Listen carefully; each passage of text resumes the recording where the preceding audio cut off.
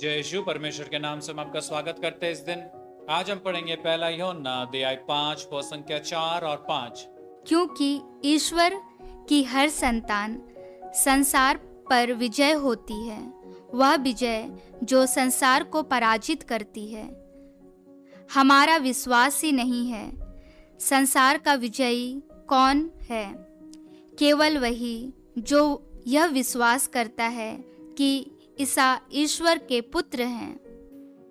मेरे भाई और बहनों, अगर हम विश्वास करते हैं कि ईश्वर यीशु का पुत्र है तो हम उसके संतान बन जाते हैं और इस संसार से हम विजय पाते हैं। तो मेरे भाई और बहनों, संसार के ऊपर विजय पाना मतलब क्या? उसके आत्मा द्वारा हम हर एक चीज में सफलता पाते हैं, क्योंकि ये संसार मेरे भाई और बहनों ईश्वर का है और वचन कहता है उस पर हम विजय पा लेते हैं उसके बलिदान द्वारा। तो हर एक बीमारी के ऊपर हम विजय पाना चाहे, हर एक दुख के ऊपर, तकलीफ के ऊपर, परेशानी के ऊपर, बंद दरवाजों के ऊपर, लेकिन मेरे भाई और बहनों हम विजय नहीं पाते क्योंकि हम पूर्ण रूप से उसके संतान नहीं बनते, क्योंकि हम अभी भी 50-50 वाला जीवन जी रहे हैं। हम पूर्ण रूप से ये विश्वास तो करते हैं कि ईश्वर संतान अबा पिता का है, लेकिन उसकी आत्मा हमारे अंदर जो है, हमें लगता है कि जो व्यक्ति 10 घंटा प्रार्थना करता है, जो व्यक्ति यहाँ वहां जाके प्रचार करता है, केवल वो ईश्वर का संतान और उसके राज्य में कार्य कर सकता है और हम नहीं कर सकते।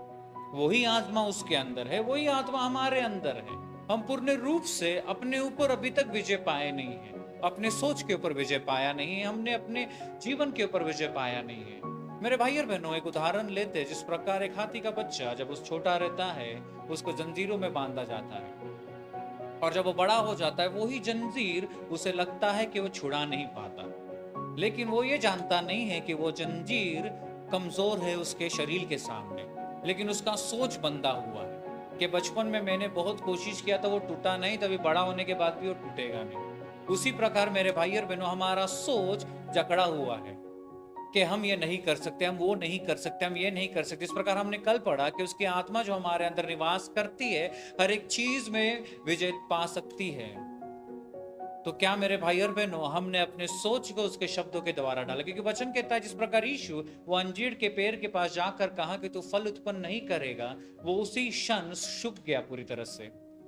और वचन कहता है ईश्वर अपने शिष्यों की ओर देखकर कहता है कि अगर तू विश्वास करता है तो तू उससे अधिक चीज करेगा। तो मेरे भाई और बहनों, क्या हम विश्वास करते कि उसके शब्द जो हमें दिया गया है उसके वचन के द्वारा, उसको अगर हम पकड़ के प्रार्थना करेंगे तो हमारा जीवन बदलेगा? क्या हम ये विश्वास करते हैं?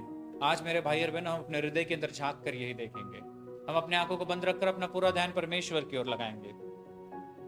हे पिता परमेश्वर, इस दिन के लिए धन्यवाद देते, सुंदर वचन के लिए धन्यवाद देते हैं। हम प्रार्थना करते परमेश्वर, जिस प्रकार तेरा वचन कहता है कि अगर हम विश्वास करते हैं कि तू ईश्वर का पुत्र है तो हम इस संसार पर विजय पाते हैं। तो आज परमेश्वर हम प्रार्थना करते हैं कि हमारे सोच के ऊपर हमें विजय पाने के लिए तेरे पवित्र आत्मा की अगुवाई दे।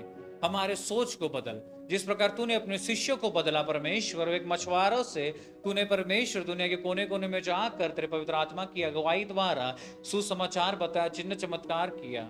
मेरे भाई और बहनों, आज हम वही प्रार्थना करेंगे, अपना ध्यान को यीशु की ओर लगाएंगे। हे परमेश्वर, वही आत्मा की अगुवाई हमारे ऊपर होने दे कि हम उसी प्रकार अपना जीवन को पूर्ण रूप से बदले और हर एक चीज परमेश्वर तेरे राज्य के अनुसार करे। और यही प्रार्थना तेरे माँ के मध्यस्थता से सारे स्वर्गदूत के नाम से हम मांगते और कबूल करते हैं। आमीन। जय श्री।